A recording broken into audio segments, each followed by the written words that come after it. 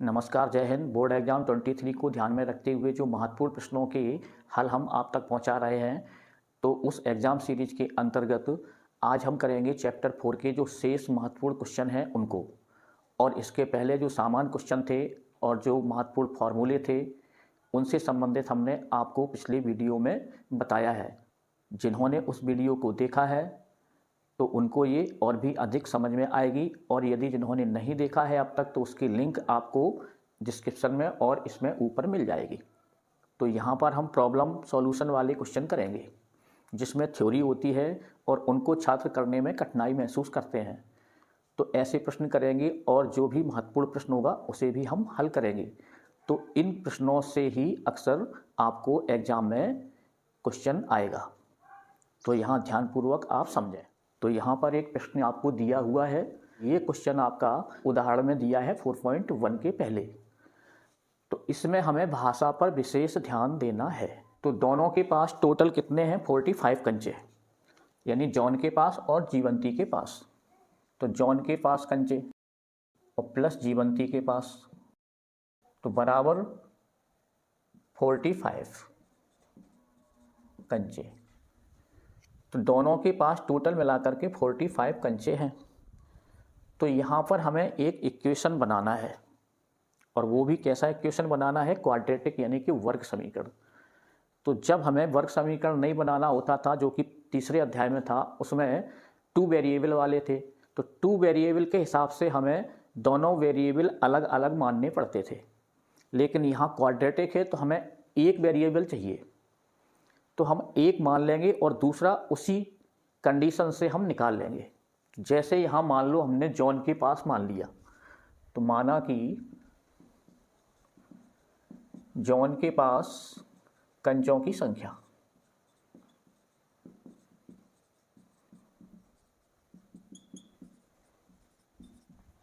तो जॉन के पास कंचों की संख्या मान लो x है।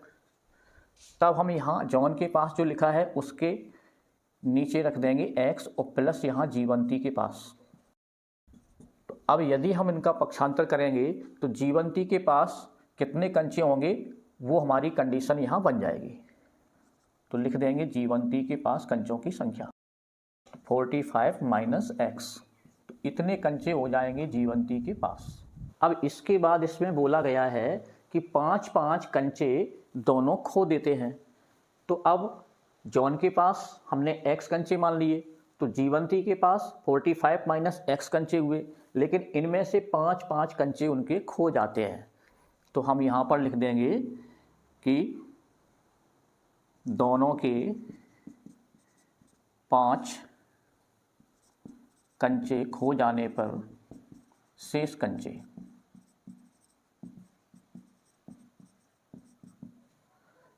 तो जॉन के कंचे कितने रहेंगे? यानी कि x माइनस 5, इतने कंचे जॉन के पास बचेंगे। यानी टोटल उसके पास x कंचे हैं, तो 5 कंचे उसमें से खो गए, तो खो गए यानी कि माइनस लिख करके हम बताएंगे। और जीवंती के पास कितने बचे वो लिखेंगे। तो यहाँ जीवंती के पास 45 माइनस x कंचे थे। अब 5 इसमें से निकल जाएंगे, तो हम 45 माइनस x और माइनस 5 कर देंगे। तो यदि अब ये हमारी संख्या है दोनों और ये हमारी चर है, तो संख्या का हम हिसाब करेंगे यहाँ। तो 45 में से 5 जाएंगे तो 40 यहाँ रहेंगे और माइनस का x हो जाएगा। तो इतने कंचे होंगे जीवंती के पास। अब जो शर्त दी है तो उसके अनुसार इसे हम हल करेंगे। तो शर्तानुसार क्या कहा है कि जॉन के कंचे और इनटू जीवंती के कंचे, दोनों का गुणनफल कितना होना चाहिए? 124। तो ये हमारी कंडीशन इसमें बताई गई है। तो जॉन के पास में कंचे शेष कितने हुए? x माइनस 5,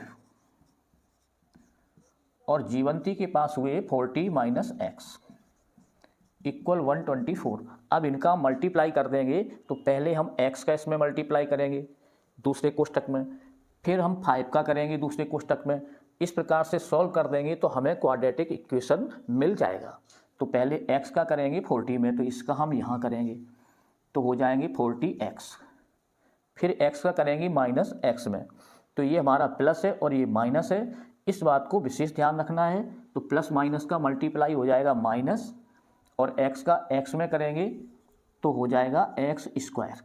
अब इसी प्रकार से हम करेंगे 5 का, तो 5 का पहले करेंगे 40 में, तो ये माइनस प्लस माइनस हो जाएगा और 5 40 200 हो जाएंगे।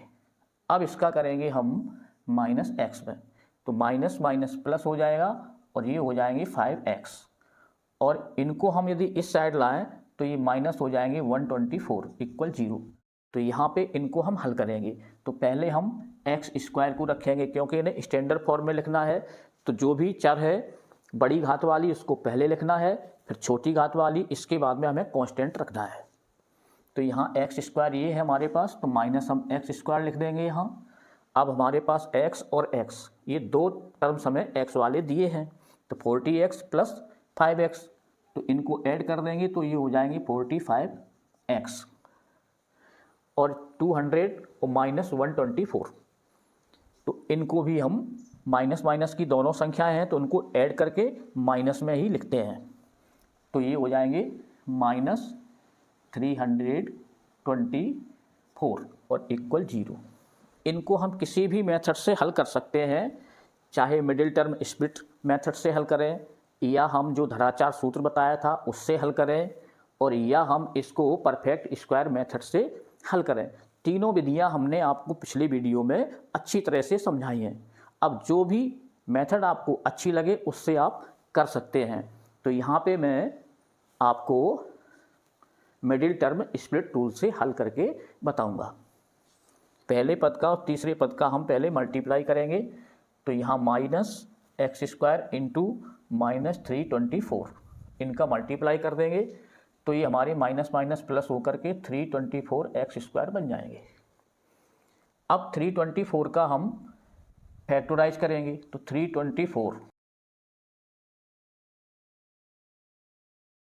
अब इनमें से हम कोई दो फैक्टर ऐसे बनाएंगे कि जिनको जोड़ें या घटाएं, यानी ऐड करें या सब्ट्रैक्ट करें, तो हमें ये मिडिल टर्म यानी 45x ये प्लस का मिले, इसको ध्यान में रखना है। और उनका मल्टीप्लाई करें तो हमें यही मिल जाए। तो यहाँ इनको देखेंगे, तो यदि हम इनको लेंगे तो इनसे हमारी बात नहीं बनेगी। तो यहाँ हम यदि इन दोनों को ले लें 3 3 जा 9 और इनटू इनको ले लें 3 3 जा 9 और 2 2 जा 4 यानी 36, तो ये हमारे दोनों फैक्टर हो जाएंगे। तो इनको हम यहाँ पर मिडिल टर्म के स्थान पर लिख देंगे। तो दोनों यदि प्लस में रखेंगे तो ये जुड़ करके 45 हो जाएंगे, और मल्टीप्लाई करेंगे तो हमें ये 324x² भी प्लस के मिल जाएंगे। तो यहाँ पर हम लिख देंगे -x²। अब यहाँ ध्यान रखना है, चाहे तो हम 36 को पहले लिख दें या 9 को पहले लिख दें, तो इससे कोई फ़र्क पड़ने वाला नहीं है। तो हम यहाँ पर +9x कर देते हैं और प्लस कर देते हैं 36x और -324 = 0। तो इसमें पहला और अंतिम पद हमें ज्यों की त्यों रखना है, सिर्फ मिडिल पद के स्थान पर हमें इनके जो फैक्टर लिखना है। अब इनको हम 2 2 के हम पेयर बना लेंगे और उनमें से हम कॉमन लेंगे। तो यहाँ देखेंगे तो यहाँ हमें x कॉमन मिलेगा। तो यदि हम प्लस का x कॉमन लेंगे तो अंदर हमको ये -x मिल जाएगा और +9 मिल जाएगा, और प्लस इसमें बीच में प्लस है यदि तो हम प्लस लेंगे। अब इसमें से देखेंगे तो हम 36 ही कॉमन ले लेंगे। तो 36 हमने कॉमन लिया तो यहाँ मिलेगा हमें ये x, और यहाँ हो जाएगा माइनस का। तो यहाँ हमें जी माइनस है, तो यहाँ पर हम माइनस यदि कॉमन ले लेंगे तो ये हमें प्लस का मिल जाएगा। यानी जब माइनस में कॉमन लेते हैं तो माइनस की संख्या प्लस में हो जाती है और प्लस की संख्या यहाँ माइनस की हो जाएगी, तो ये -9 हो जाएंगे। और यहाँ हम 36 लेंगे तो यहाँ पर ये x होगा और ये माइनस का 9 हमें मिल जाएगा = 0। तो ये हमारा इस तरह से बन जाएगा। तो x - 9 और x - 9 इन दोनों में हमें मिल रहा है, तो इन दोनों से भी हम x - 9 को कॉमन ले लेंगे। तो ब्रैकेट लगा करके तो यहाँ हमारे x माइनस 9 बाहर आ गए, तो माइनस क्या मिला हमें अंदर x, और दूसरे ब्रैकेट में से x माइनस 9 बाहर आया कॉमन में, तो हमें यहाँ मिला 36 और इक्वल 0। अब ये दो हमारे पास में गुणनखंड प्राप्त हुए, तो इनको दोनों को हम शून्यक के रूप में रखेंगे, तो x माइनस 9 इक्वल 0 कर देंगे, तो यहाँ हमें x इक्वल 9 ये प्राप्त हो जाएगा। और इसी प्रकार से हम इसको करेंगे, तो माइनस x और प्लस 36 इक्वल 0 होगा। तो यहाँ ये x को यदि हम उस साइड में भेज दें या माइनस x यहीं रखें, तो ये 36 हमारे यहाँ हो जाएंगे माइनस में, तो माइनस से माइनस ये कट जाएगा। तो अब तो x बराबर हमको मिला 36, तो यानी दोनों धनात्मक संख्याएं हैं। तो तात्पर्य ये होगा, तो x यानी कि जॉन के पास कंचों की संख्या, तो जॉन के पास कंचों की संख्या या तो 9 होगी और या फिर 36 होगी। तो जॉन के पास हम कोई भी यानी दो मान x के प्राप्त हो रहे हैं, तो ये जॉन के पास हमें या तो 9 कंचे मिलेंगे या 36 कंचे मिलेंगे। तो 9 कंचों को लेंगे तो फिर हम निकालेंगे जीवंती के पास कितने हैं। तो यहाँ लिख देंगे, यदि जॉन के पास कंचे इक्वल 9, तब जीवंती के पास कितने होंगे।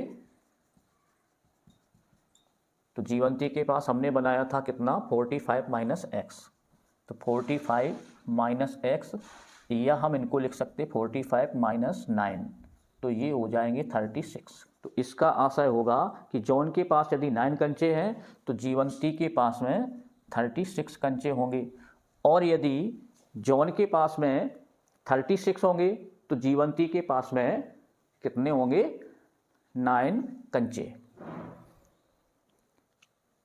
तो यह लिख सकते हम, जॉन के पास 36, तब जीवंती के पास 9 होंगे। तो दोनों में से कोई भी आंसर हो सकता है, यानी एक के पास 9 कंचे होंगे तो दूसरे के पास में 36 होंगे, और एक के पास में यदि 36 होंगे तो दूसरे के पास में 9 कंचे होंगे। तो यही हमारा अभीष्ट हल हो जाएगा। तो अब यहाँ पर ये दूसरा क्वेश्चन महत्वपूर्ण दिया गया है। तो इसमें बोला है कि दो क्रमागत धनात्मक पूर्णांक ज्ञात कीजिए जिनके वर्गों का योग 365 है। तो धनात्मक पूर्णांक यानी पॉजिटिव इंटीजर, जो कि 1 2 3 4 5 6 इस तरह से मिलेंगे हमको। तो माना कि एक धनात्मक पूर्णांक x है, तब दूसरा क्रमागत धनात्मक पूर्णांक, तो क्रम से आने वाला यानी जैसे 1 2 3 4 5 इस तरह से, तो इन सभी में हमें एक का अंतर मिलेगा यानी 1। यदि पहला मान लो 1 की जगह पे हम x लिख देंगे तो दूसरा हमारा क्या होगा, उसमें अंतर कितना है 1 का, तो यदि 1 जोड़ देंगे तो हमें दूसरा मिल जाएगा। जैसे 1 में 1 जोड़ देंगे 2, 2 में यदि 1 जोड़ देंगे 3, तो इसी प्रकार से हमें क्रम से मिलते जाएंगे। तो दूसरा क्रमागत धनात्मक पूर्णांक, तो ये हो जाएगा x प्लस 1। अब इसमें शर्त दी हुई है यानी कंडीशन दी गई है कि उन दोनों के वर्गों का योग 365 है। तो शर्त के अनुसार हम लिख देंगे,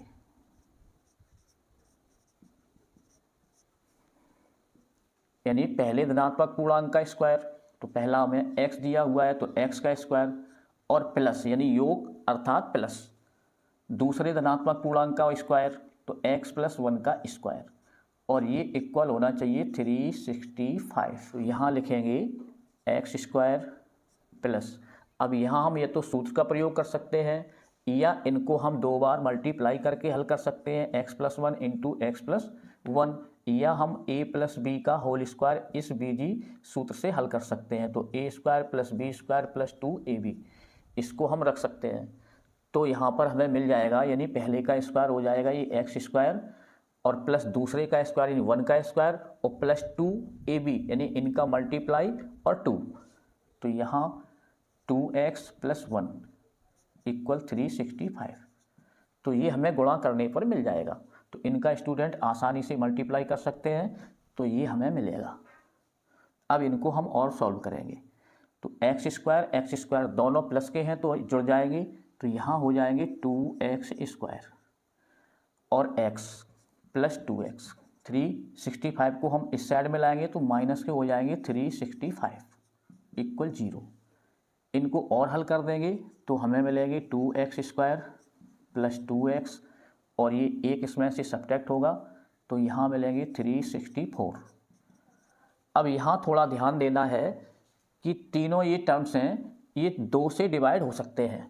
तीनों को हम 2 से डिवाइड कर देंगे तो ये डिवाइड हो जाएंगे, तो हम यहाँ कर सकते हैं। तो 2 से इसको करेंगे एक्स स्क्वायर, 2 को इससे करेंगे तो x मिलेगा और 2 को इससे करेंगे 2 1 जा 2 हो जाएगा, 2 8 जा 16 हो जाएगा और 2 2 जा 4 इक्वल 0। तो यहाँ हम लिख देंगे प्रत्येक में 2 का भाग देने पर। तो अब इसको हम सॉल्व कर देंगे, चाहे तो सूत्र से हल कर दें और चाहे तो हम इसको भी गुणनखंड विधि के द्वारा हल कर सकते हैं, यानी कि मिडिल टर्म स्प्लिट के द्वारा।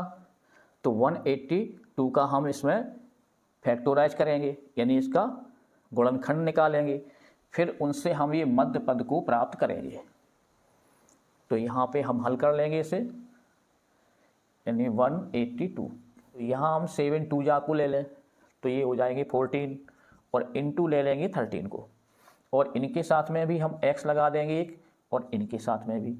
अब यहाँ चाहिए हमें माइनस, मल्टीप्लाई माइनस में हो और मल्टीप्लाई हटा दें तो प्लस x मिले हमें। तो प्लस x कब मिलेगा? जब प्लस की संख्या अधिक होगी। तो 14 के साथ में प्लस कर देंगे और 13x को हम माइनस में लिख देंगे। तो इनका मल्टीप्लाई करेंगे तो हमें ये मिल जाएगा और मल्टीप्लाई का चिन्ह हटा देंगे तो ये माइनस, तो प्लस हमें x मिल जाएगा। तो अब हम मिडिल टर्म के स्थान पर ये लिख देंगे। तो x square plus 14x minus 13x minus 120 equal 0। अब इनको हम सॉल्व कर देंगे। तो इनको हम 2 को एक साथ लेंगे, इन दोनों को एक साथ ले लेंगे, इनमें से कॉमन लेंगे। तो x लिया कॉमन यहाँ, तो यहाँ हमें x मिला और प्लस यहाँ 14। इसी प्रकार से यहाँ माइनस 13 कॉमन लिया तो यहाँ x मिलेगा और 13 से यदि इसमें भाग देंगे तो 13 ये हट जाएगा तो 14 बार जाएगा, तो प्लस हो जाएंगे यहाँ 14 इक्वल हो जाएगा 0। अब ये दोनों हमें यहाँ कॉमन में मिलेंगे तो इसमें से भी कॉमन ले लेंगे x प्लस 14। तो इसमें से ये कॉमन आया तो यहाँ हमें x मिला और ये कॉमन में निकल गया तो माइनस मिला हमें 13 इक्वल हो जाएगा 0। तो यहाँ पर भी हमें 2 फैक्टर मिले, तो इसको x प्लस 14 इक्वल 0 कह देंगे तो हमें ये मिल जाएगा x इक्वल माइनस 14। तो एक x का मान ये हुआ। तो ऋणात्मक, चूँकि हमें धनात्मक पूर्णांक कहा है तो ये ऋणात्मक पूर्णांक हो गया, तो ये हमारा अमान्य हो जाएगा, यानी इसे अस्वीकार कह देंगे, तो ये अमान्य होगा। तो यहाँ लिख सकते हैं। और हम इसको लेंगे अब x माइनस 13 को, तो 0, तो x इक्वल हो जाएगा 13, तो ये हमारा मान हो जाएगा। तो x माने एक धनात्मक पूर्णांक और दूसरा क्रमागत कौन सा होगा? x में 1 जोड़ने पर हमें वो मिलेगा, तो इनको ही हम 13 14 नहीं कहेंगे। तो यहाँ लिख देंगे अतः एक धनात्मक पूर्णांक इक्वल कितना? x था, तो x यानी कि 13, और दूसरा धनात्मक पूर्णांक होगा x प्लस 1, तो x यानी कि 13 हो जाएगा प्लस 1 हो जाएगा, तो ये हो जाएगा 14। तो इस प्रकार से 13 और 14 ये दोनों हमारे धनात्मक पूर्णांक क्रमागत होंगे और यही आंसर हो जाएगा। अब ये काफ़ी मोस्ट इम्पोर्टेंट क्वेश्चन दिया हुआ है और अक्सर ऐसा क्वेश्चन पूछा जाता है। तो इस प्रश्न में बोला है कि एक रेलगाड़ी जो कि समान चाल से, यानी कि समान चाल से 360 किलोमीटर की दूरी तय करती है और फिर कहा है उसमें कि यदि 5 किलोमीटर प्रति घंटा यदि उसकी चाल बढ़ा दी जाए, तो यदि चाल उसकी हम बढ़ा देंगे तो जो समय लगता है तो वो समय हमें कम लगेगा। तो इसमें कहा है कि उस गाड़ी को 1 घंटा कम समय लगता है, तो हमें उसकी सामान्य चाल ज्ञात करना है। तो सबसे पहले जो हमें पूछा गया है हम उसको मान लेंगे। तो माना कि यात्री गाड़ी की सामान्य चाल x किलोमीटर प्रति घंटा है। तो जब वो सामान्य चाल से चल रही है तो x किलोमीटर प्रति घंटा के अनुसार चल रही है, अर्थात 1 घंटे में ये x किलोमीटर दूरी तय करती है। अब इसे हमें ट्रिकी रूप में हल करना है और शॉर्ट टर्म में हल करना है, तो हम यहाँ पर इससे सूत्र ज्ञात कर लेंगे। तो सूत्र की ट्रिक क्या होती है, यदि किसी को याद नहीं है सूत्र तो हम यहाँ से इस सूत्र को ज्ञात कर लेंगे। तो चाल बराबर किलोमीटर और प्रति यानी कि बटे घंटा। तो यहाँ बन जाएगा हमारा सूत्र चाल बराबर दूरी बटे समय। तो किलोमीटर अर्थात दूरी और घंटा यानी कि समय और प्रति यानी बटे। तो इस तरह से हम इस सूत्र को ज्ञात कर सकते हैं। तो चाल को हम अंग्रेजी में स्पीड कह देंगे और दूरी को डी कह देंगे और समय को हम टी कह देंगे। तो इससे यदि हम दूरी निकालेंगे तो s इंटू टी होकर के हमारी दूरी बन जाएगी और सिर्फ टी ज्ञात करेंगे तो d अपॉन एस हो जाएगा। तो हमें यहाँ इसका उपयोग करना है। अब बोला गया है कि चाल में वृद्धि यानी अधिक होती, तो चाल में 5 किलोमीटर की वृद्धि, या लिख सकते हैं 5 किलोमीटर की वृद्धि करने पर नई चाल, तो उसकी चाल बन जाएगी x प्लस 5 किलोमीटर प्रति घंटा। तो ये हमारी हो जाएगी। अब यदि हम इसको बोल दें S1, तो यहाँ S1 मान लो हमने इसको बोल दिया x, और नई चाल यानी वृद्धि करने पर इसको हमने S2 बोल दिया x प्लस 5, ये किलोमीटर पर आवर, और इसको भी कहेंगे किलोमीटर पर आवर। अब जो दूरी इसने तय की है वो टोटल दूरी कितनी है हमारी 360 किलोमीटर। तो तय दूरी, तो यहाँ लिख देंगे तय दूरी यानी डिस्टेंस। तो दूरी अर्थात डिस्टेंस, तो ये हो जाएगी 360 किलोमीटर। तो ये दूरी हमारे पास दी गई है और ये चाल हमने इस प्रकार से बना ली। अब जो कंडीशन दी है उसके अनुसार हम इसको बनाएंगे। तो क्या है, तो सामान्य चाल की स्थिति में हम देखेंगे कि 360 किलोमीटर की दूरी तय करने में से कितना समय लगता है। तो अब दोनों से हम समय निकालेंगे। तो पहले हम निकालेंगे सामान्य चाल की स्थिति में। तो सामान्य चाल से लगा समय इसको हम T1 बोल देंगे। तो T1 यानी कि टाइम, टाइम यानी समय। तो सामान्य चाल से कितना समय लगेगा, तो T1 यानी T समय बराबर क्या होगा, दूरी अपॉन चाल। तो इसको बोल देंगे D upon S, D upon S। तो दूरी कितनी है इसमें 360 और चाल S हमने S1 यानी S1, तो ये हो जाएगी X। तो ये हमारा इक्वेशन फर्स्ट बन जाएगा। अब इसी प्रकार हम चाल में वृद्धि करने पर लगा समय इस प्रकार से लिख देंगे। इसको हम T2 बोल देंगे। तो D अपॉन क्या हो जाएगा S2। तो D 360 और S2 यानी x प्लस 5। तो ये हमारा इक्वेशन हो जाएगा 2। यहाँ ध्यान रहे ये समय दिया हुआ है तो इनको हम हिंदी में लिख सकते हैं घंटे यानी आवर्स, और इसी को भी हम घंटे लिख सकते हैं और इसको भी हम यहाँ लिख देंगे घंटे। अब जो शर्त है उसमें रखेंगे इसको हम। तो क्या शर्त दी हुई है हमारी कि चाल यदि बढ़ा देंगे, सामान्य चाल में यदि वृद्धि कर दें 5 किलोमीटर की तो 1 घंटा कम समय लगेगा। तो सामान्य चाल से कितना समय लगेगा 360 बटे x, तो लिख देंगे यहाँ शर्त के अनुसार।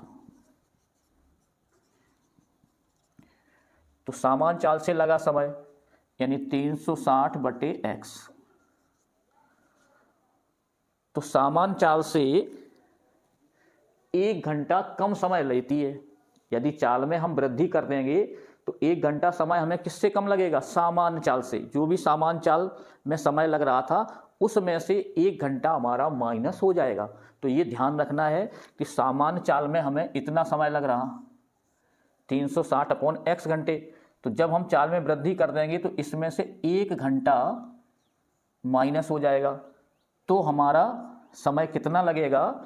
जो कि सामान्य चाल में वृद्धि की थी उतना समय यानी T2।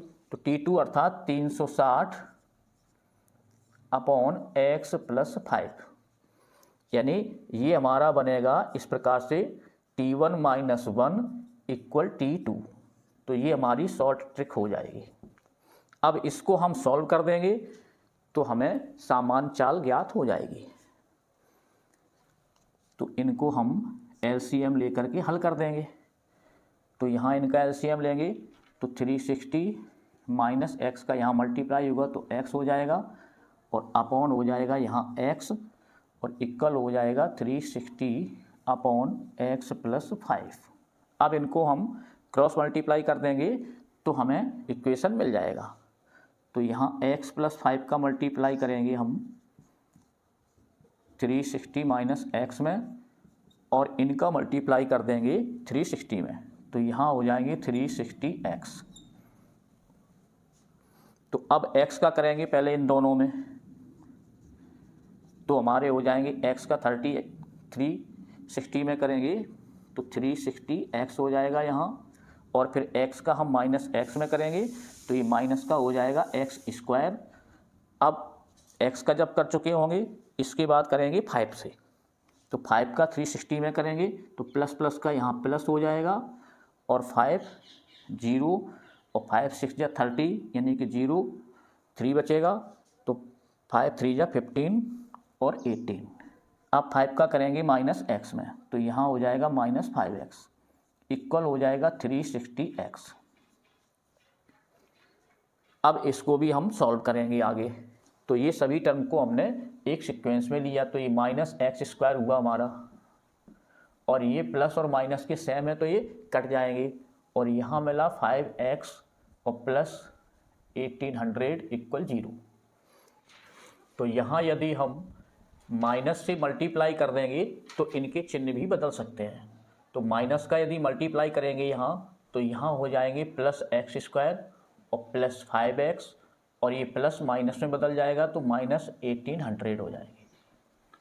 अब इसको हम किसी भी विधि से हल कर सकते हैं।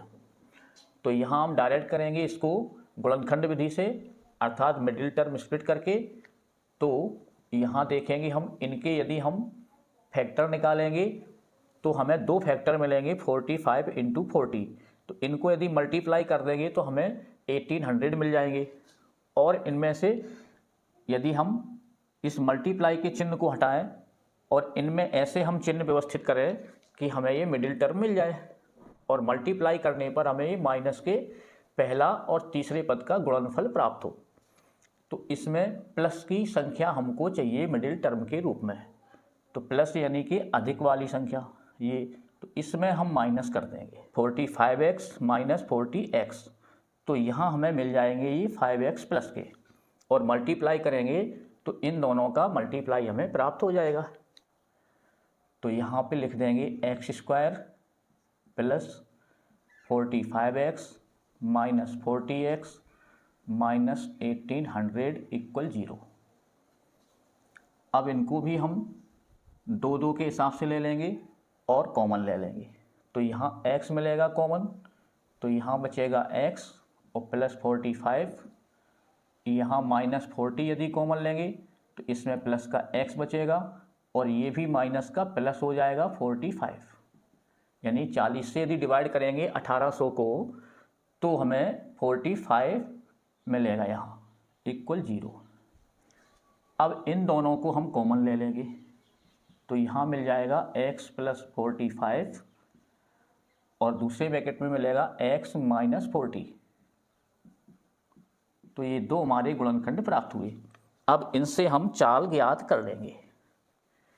तो यहाँ पर हम x प्लस 45 इक्वल 0 यदि लेंगे तो हमें x मिलेगा माइनस 45 किलोमीटर प्रति घंटा। लेकिन हम जानते हैं कि चाल कभी ऋणात्मक नहीं होती, इसलिए ये हमारा अमान्य होगा। तो ये अमान्य है। तब हम x माइनस 40 लेंगे इक्वल 0। तो यहाँ x इक्वल हो जाएगा 40 प्लस का।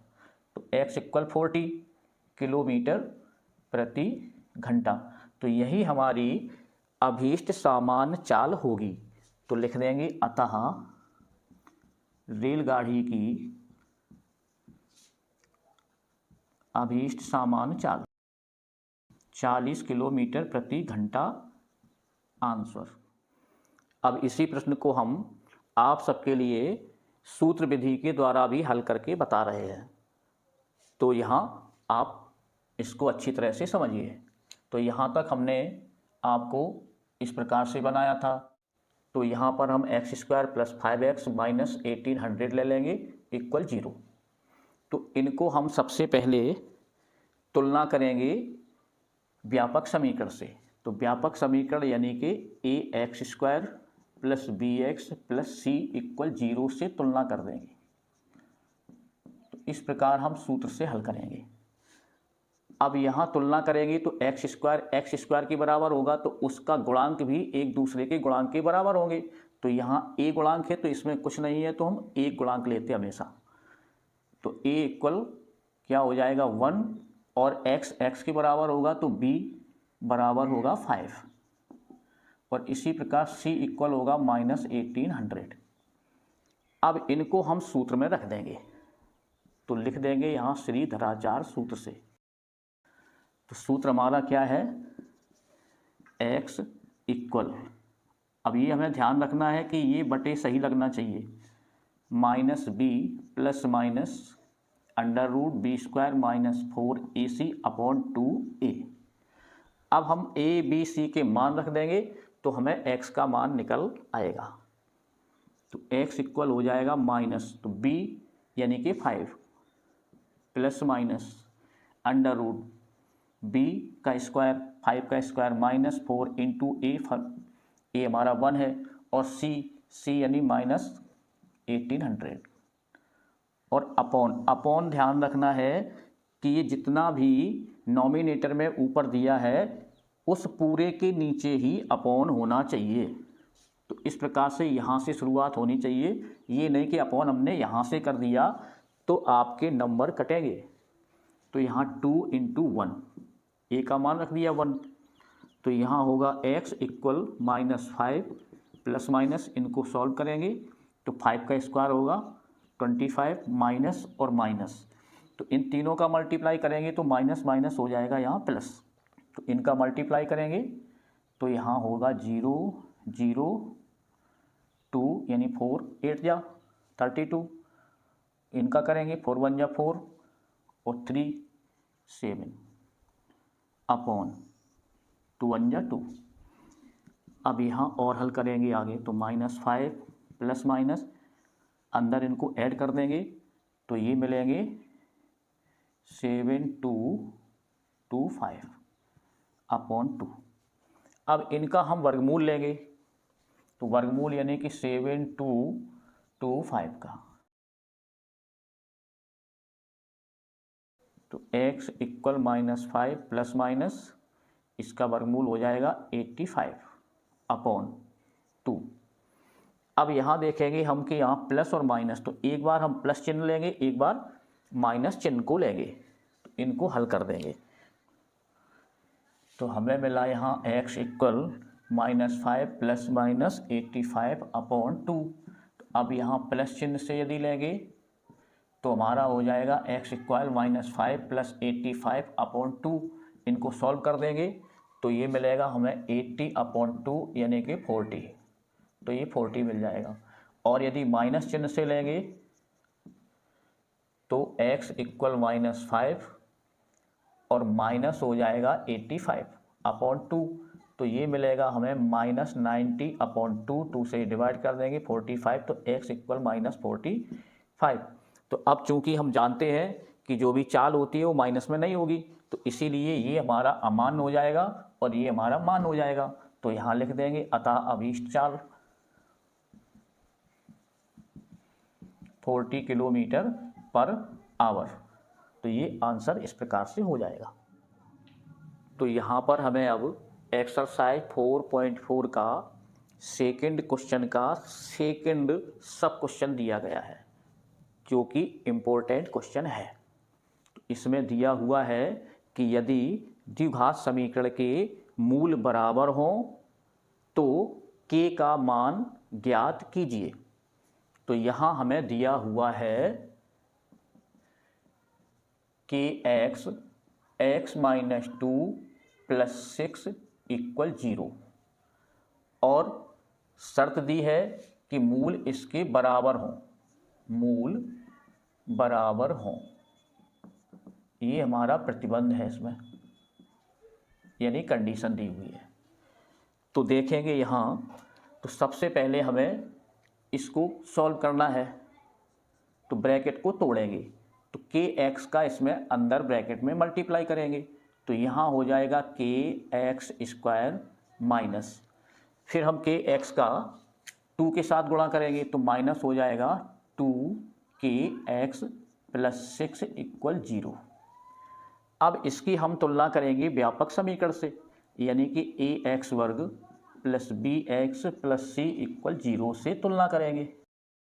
तो a हमें मिलेगा यहाँ, यानी x² के इक्वल होगा, तो a इक्वल होगा k के, और x के इक्वल होगा, तो b इक्वल होगा 2k, और c इक्वल होगा 6 के। तो अब हम जानते हैं कि जब मूल बराबर होते हैं तो जो विविक्त कर होता है वो कितना होता है, 0। तो मूल बराबर होने पर, मूल बराबर होने पर d इक्वल होगा 0, यानी विविक्त कर का मान 0 होगा। तो इसको हम लिख सकते हैं कि विविक्त कर बराबर होता है 0। तो d का मान होता है b² - 4ac = 0। अब a, b और c ये वैल्यू हम यहाँ प्राप्त कर चुके हैं। तो b का मान है यहाँ 2k, अब स्क्वायर है तो ये होल स्क्वायर हो जाएगा। तो ये ध्यान रखना, यहाँ b हमारा 2k दिया है, ना कि b² 2k है। तो b के स्थान पर हम 2k लिखेंगे, और स्क्वायर है तो यहाँ पूरी संख्या पर हम स्क्वायर लगाएंगे।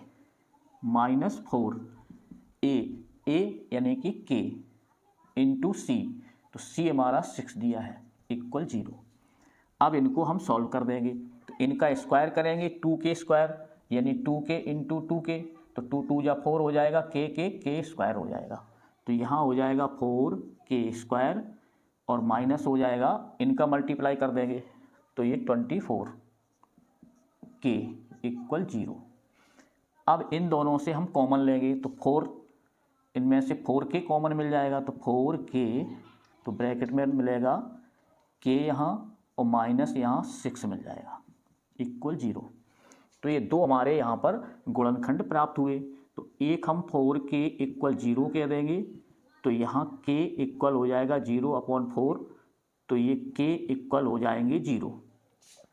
और यदि हम यहाँ लेंगे k - 6 = 0, तो ये k मिलेगा हमें +6, तो ये हमारा मान k का होगा। तो यहाँ पर ये k का मान 0 है, तो ये हमारा संभव नहीं है, ऐसा लिख देंगे, क्योंकि 0 नहीं हो सकता। जब k का मान 0 होगा तो x ही प्राप्त नहीं होगा। तो यहाँ k = 6, अतः k का अभीष्ट मान = 6, ये हो जाएगा आंसर। तो उम्मीद करते हैं कि आपको ये सारे क्वेश्चन अच्छी प्रकार से समझ में आए होंगे।